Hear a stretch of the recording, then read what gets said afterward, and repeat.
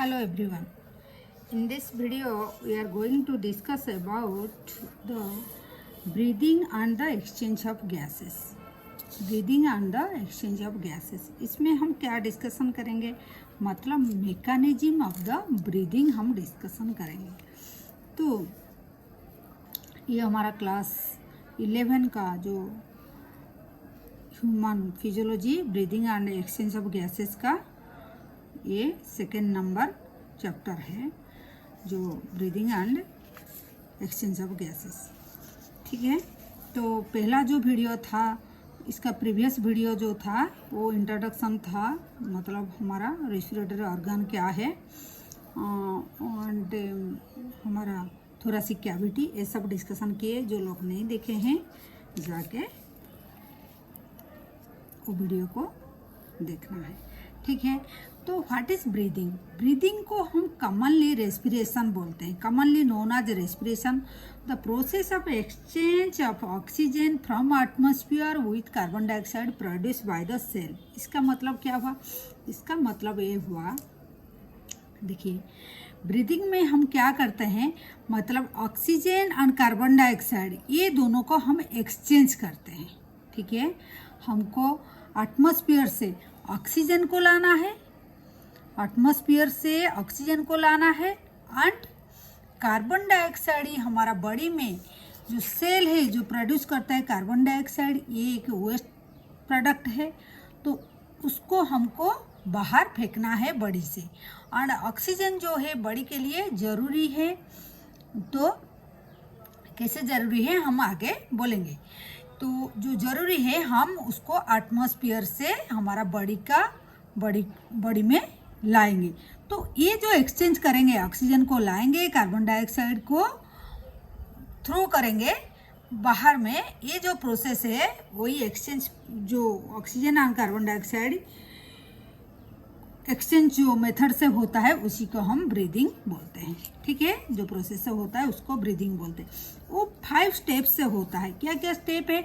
एक होता है ब्रीदिंग और pulmonary ventilation, number 2 is diffusion of gases, number 3 is transport of gases, number 4 is diffusion and number 5 is utilization of oxygen हमारा body में कैसे होता है, जिसको हम सेलुलर रेस्पिरेशन बोलते हैं। ठीक है, तो एक एक करके हम देखते हैं। तो ब्रीदिंग में हमारा क्या होता है? ब्रीदिंग और पल्मोनरी वेंटिलेशन, मतलब by which the atmosphere air is drawn in and carbon dioxide rich alveolar air is release out. मतलब देखिए ये डायग्राम में देखिए, हमारा ये फर्स्ट जो प्रोसेस है, मतलब एटमॉस्फेयर से हमको ऑक्सीजन को मतलब इनहेल करना है एंड कार्बन डाइऑक्साइड को हमको बाहर निकालना है बॉडी से। तो ये ऑक्सीजन को लेके हम लंग्स तक जाएंगे एंड लंग्स से हम कार्बन डाइऑक्साइड लाके बाहर फेंकेंगे। तो ये जो प्रोसेस है उसी को हम ब्रीदिंग और वेंटिलेशन बोलते हैं। ठीक है, इतना तक हो गया, ये हो गया। Then number 2 is diffusion of gases. अभी तो हमारा ऑक्सीजन हम जो ब्रीदिंग प्रोसेस से हम और पल्मोनरी वेंटिलेशन जो है, इससे हमारा ऑक्सीजन अभी एल्वियोलाई तक आ गया। ठीक है, देन सेकेंड प्रोसेस हम चालू करेंगे। तो सेकेंड प्रोसेस हम में क्या करेंगे, oxygen and carbon dioxide across the alveolar membrane को हम डिफ्यूज कराएंगे। डिफ्यूज मतलब हम पास कराएंगे जो मॉलिक्यूल और जो एलिमेंट है, जो गैसेस है, हमारा अपने आप मेम्ब्रेन थ्रू पास कर जाता है, हम उसको डिफ्यूजन मतलब इसे अपने आप मेम्ब्रेन से क्रॉस कर जाता है, पास कर जाता है, हम इसको डिफ्यूजन मेथड बोलते हैं। तो ऐसे ही ऑक्सीजन हमारा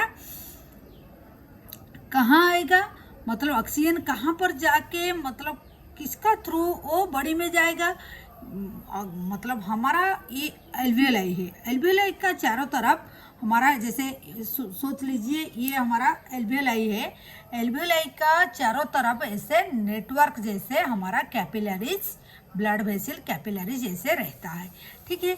वही कैपिलरीज को एल्वियोलाई क्या करेगा, ऑक्सीजन दे देगा, ठीक है, ऑक्सीजन दे देगा, ठीक है, वो ऑक्सीजन दे देगा। फिर क्या करेगा, जो कैपिलरीज है वो कार्बन डाइऑक्साइड लेके आता है, उसको वो ले लेगा, ठीक है, वो एल्वियोलाई को कार्बन डाइऑक्साइड दे देगा। तो ये जो प्रोसेस से होता है उसको हम डिफ्यूजन बोलते हैं। तो सेकंड स्टेप क्या हो गया हमारा, डिफ्यूजन हो गया, ठीक है, सेकंड स्टेप क्या हो गया, डिफ्यूजन हो गया। देन थर्ड को जाते हैं। अभी हमारा इसमें ऑक्सीजन आ गया, ठीक है, अभी ऑक्सीजन इसमें आ गया, ठीक है। अभी ये ऑक्सीजन कहाँ जाएगा, ऐसे हमारा बॉडी में ट्रांसपोर्ट होता रहेगा, क्योंकि हमको ईच टिश्यू एंड सेल तक हमको ऑक्सीजन को पहुंचाना है, ठीक है।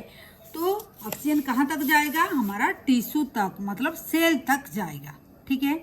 वहाँ जाके ऑक्सीजन का डिमांड रहता है, फिर हमारा काम शुरू होगा। तो क्या काम है हम बोलते हैं।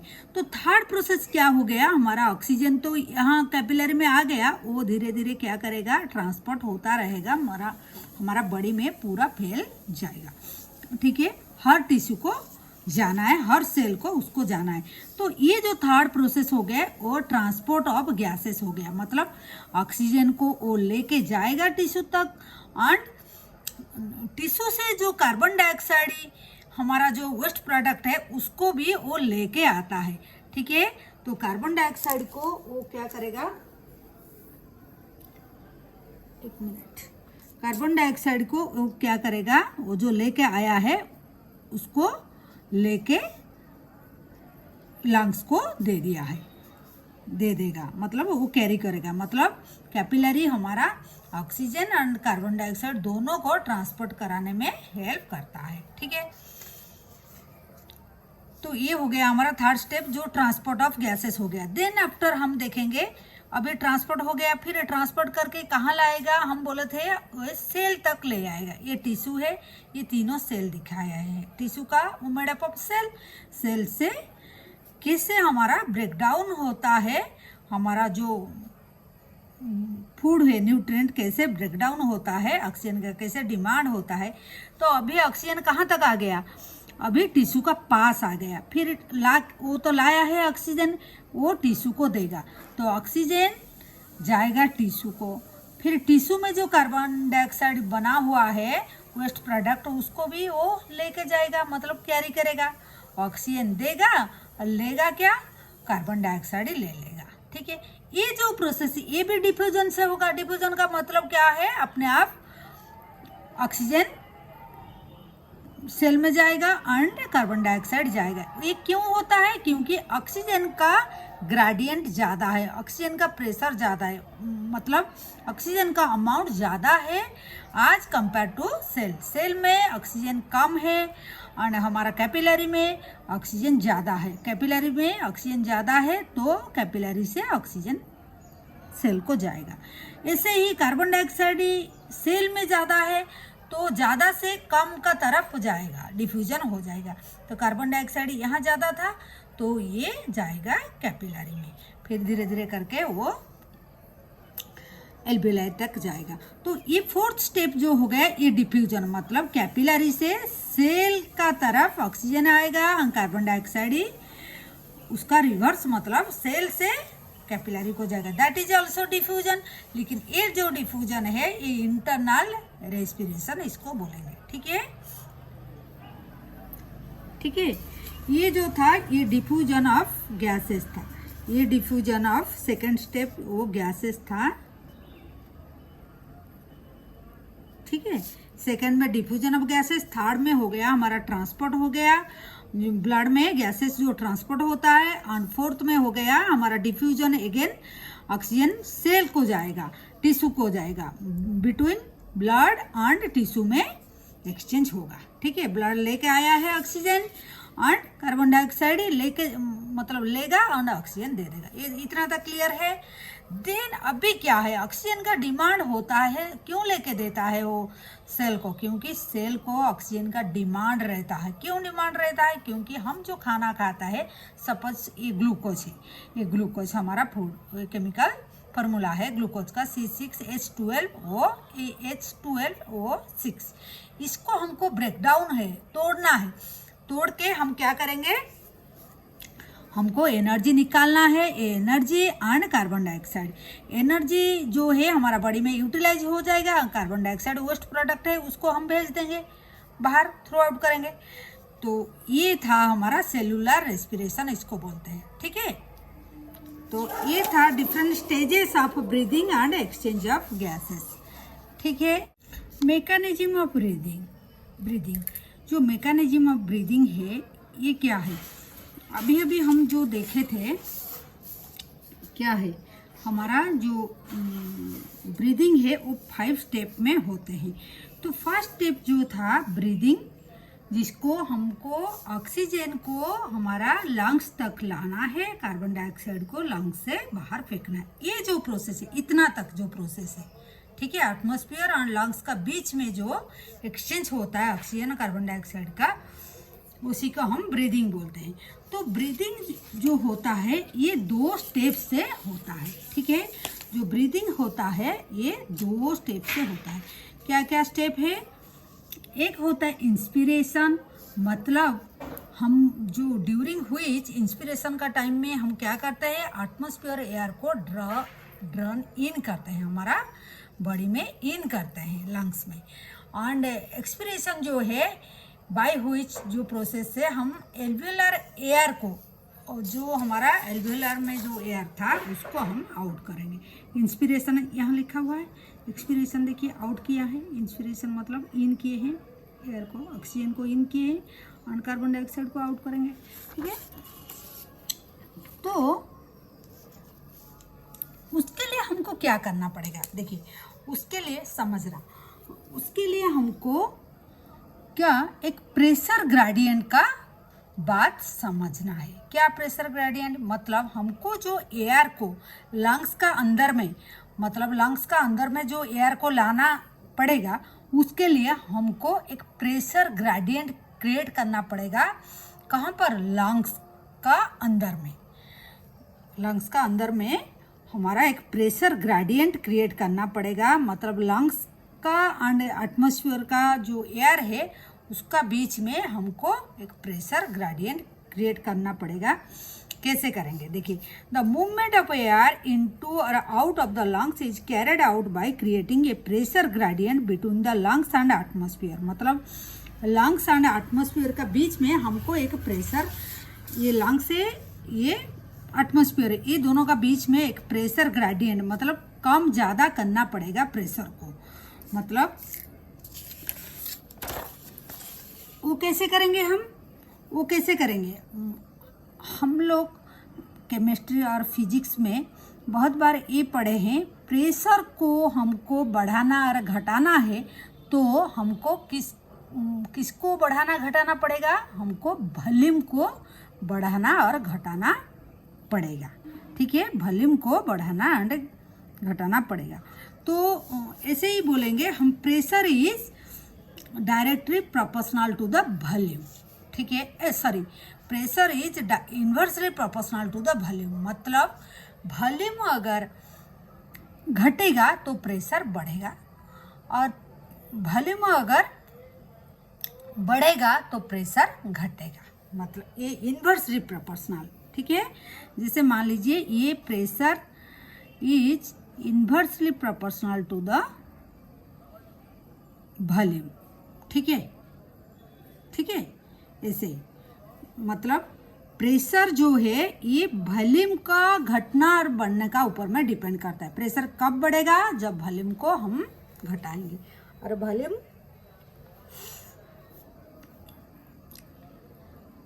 घटाएंगे, अगर वॉल्यूम को हम बढ़ा देंगे तो प्रेशर घट जाएगा। तो इसी फंडा से, इसी कंसेप्ट से हम इंस्पिरेशन एंड एक्सपिरेशन हमारा बॉडी में करते हैं। ठीक है, तो इंस्पिरेशन में क्या होता है, हम क्या पढ़े हैं अभी, हमको प्रेशर ग्रेडियंट क्रिएट करना है, इसीलिए हमको हमारा जो लंग्स का जो थोरासिक कैविटी है, जो कैविटी के अंदर में लंग्स है, उसको हमको बढ़ाना और घटाना है। तब जाके हमारा थोरासिक कैविटी का वॉल्यूम अगर बढ़ेगा और घटेगा, तब जाके हमारा प्रेशर, जो पल्मोनरी प्रेशर जो है, जो लंग्स जिसमें है, तो लंग्स का वॉल्यूम बढ़ेगा और घटेगा। ठीक है, तो उसके लिए हमको किस किस का हेल्प लेना पड़ेगा, जैसे रिब्स का, ठीक है, और external internal intercostal between the ribs, मतलब जो रिब्स का बीच में एक्सटर्नल और इंटरनल इंटरकोस्टल मसल्स होते हैं, उसका हेल्प लेंगे। और मतलब और क्या, डायफ्राम का हेल्प लेंगे। ठीक है, जो हमको वॉल्यूम बढ़ाना घटाना में हेल्प करेगा। कैसे करते हैं, इंस्पिरेशन, ये डायग्राम है, देखिए इंस्पिरेशन में हमारा नीचे में है क्या है, ये लंग्स है, लंग्स का ये डायफ्राम है, ये आगे में ये लैटरल व्यू है, आगे में क्या है हमारा रिब्स ऐसे लगा हुआ है, ये रिब्स, ठीक है, ये सब रिब्स स्टर्नम में जाके लगा हुआ है। ये क्या है, वर्टिब्रल कॉलम है। तो हमको एयर को एंटर कराना है। कैसे एंटर कराएंगे, तो एटमॉस्फेयर जो बाहर, जो एटमॉस्फेयर जो है उससे हमको, ये एटमॉस्फेयर है, एटमॉस्फेयर से हमको एयर लाना है। तो कैसे लाएंगे, तो इसका प्रेशर जो है हमको घटाना पड़ेगा। मतलब प्रेशर घटाने के लिए हमको इसका जो कैविटी का वॉल्यूम थोड़ा बड़ा करना है।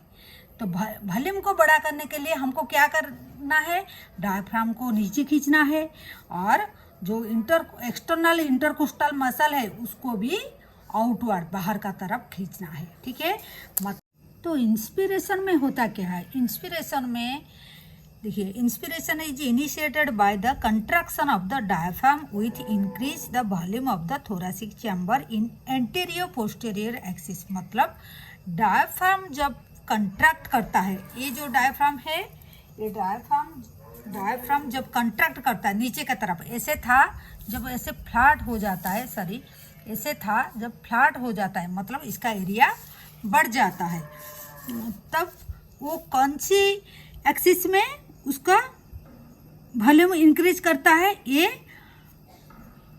Anterior posteriorly. ठीक है, एंटीरियर पोस्टीरियरली, ये है एंटीरियर, ये पोस्टीरियर, तो ये ऐसे करके, मतलब ऐसे से ऐसे हो जाता है, मतलब एंटीरियर पोस्टीरियरली इंक्रीज करता है वॉल्यूम को, थोरेसिक वॉल्यूम को इंक्रीज करता है। लाइक दैट जब कंट्रैक्शन एक्सटर्नल इंटरकोस्टल मसल, आपको याद रखना है इंस्पिरेशन में एक्सटर्नल इंटरकोस्टल मसल, ठीक है, ये एक्सटर्नल इंटरकोस्टल मसल ऐसे रहता है। जब ये एक्सपांड करता है तो ऐसे, मतलब ऐसे जब रहता है वो ऐसे करके एक्सपांड करता है। तो वो कौन सी एक्सिस में थोरेसिक चैम्बर का वॉल्यूम इंक्रीज करता है, तो contraction of external intercostal muscle, lift off the ribs and the sternum and ribs दोनों को वो मतलब लिफ्ट कर देता है, अपवर्ड एंड आउटवर्ड को ये इंक्रीज करता है, सो दैट ये वॉल्यूम जो थोरेसिक चैम्बर का डोर्सो वेंट्रली एक्सिस में, मतलब डर्सल क्या है, हमारा बैक साइड को हम डर्सल बोलते हैं, और फ्रंट को स्टर्नम का साइड में हमारा वेंट्रल साइड होता है। तो ये सोचिए, ये अगर एंटीरियर है हमारा, मतलब इस तरफ स्टर्नम है, और ये बैक साइड ये इस तरफ हमारा वर्टिब्रल कॉलम है, तो ये ऐसे ही था। जब एक्सपांड करता है ऐसे ही एक्सपांड, मतलब ऐसे करके ऐसे अपवर्ड एंड आउटवर्ड दोनों तरफ का ये वॉल्यूम को इंक्रीज करता है। इसीलिए हम उसको बोलते हैं डर्सो वेंट्रली एक्सिस में थोरेसिक चैम्बर का वॉल्यूम इंक्रीज हुआ। तो इधर भी वॉल्यूम इंक्रीज हुआ थोरेसिक चैम्बर का, इधर भी इंक्रीज हुआ, तो दोनों मिला के अभी हमारा थोरेसिक चैम्बर का वॉल्यूम इंक्रीज हो गया। हम क्या पढ़े थे, थोरेसिक चैम्बर का वॉल्यूम अगर इंक्रीज होगा तो वो पल्मोनरी वॉल्यूम को इंक्रीज करेगा, क्योंकि थोरेसिक चैम्बर पूरा फिक्सली अटैच होता है पल्मोनरी किस मतलब हमारा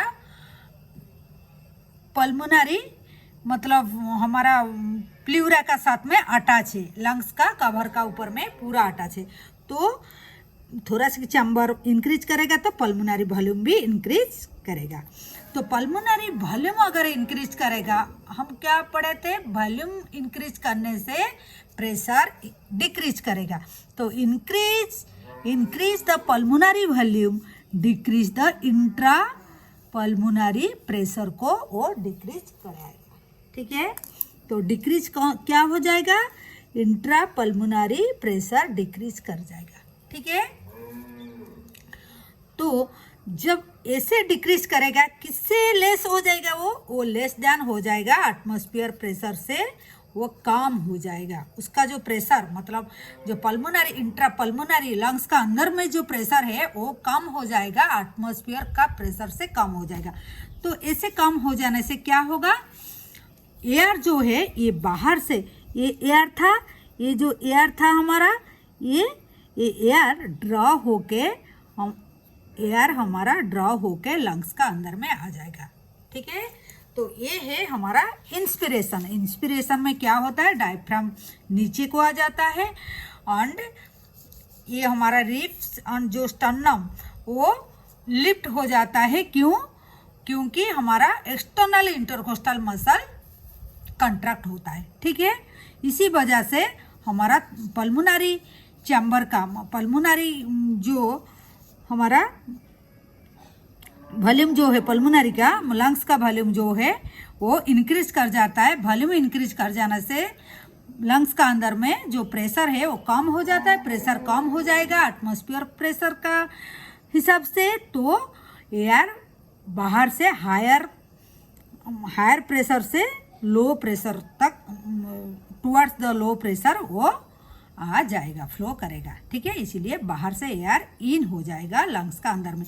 लाइक दैट जब एक्सपिरेशन होगा, एक्सपिरेशन में क्या होगा, उसका उल्टा हो जाएगा, मतलब रिवर्स हो जाएगा। मतलब ये जो हमारा कंट्रैक्ट हुआ था, ये external intercostal muscle and diaphragm दोनों कंट्रैक्ट हुआ था, अभी दोनों रिलैक्स हो जाएंगे। तो इंटरनल इंटरकोस्टल मसल जो है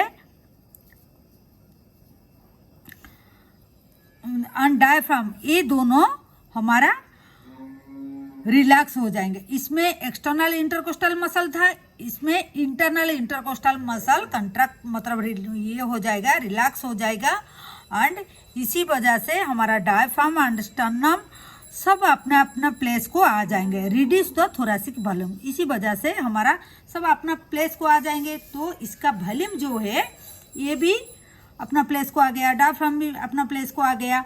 तो इसी वजह से हमारा लंग्स का वॉल्यूम क्या हो जाएगा, कम हो जाएगा। वॉल्यूम जब कम हो जाएगा हमारा इसका अंदर में प्रेशर इंक्रीज कर जाएगा। अभी प्रेशर इसमें इंक्रीज हो गया आज कंपेयर टू द एटमॉस्फेयर, तो क्या होगा, एयर इधर से फिर आउटवर्ड जाएगा।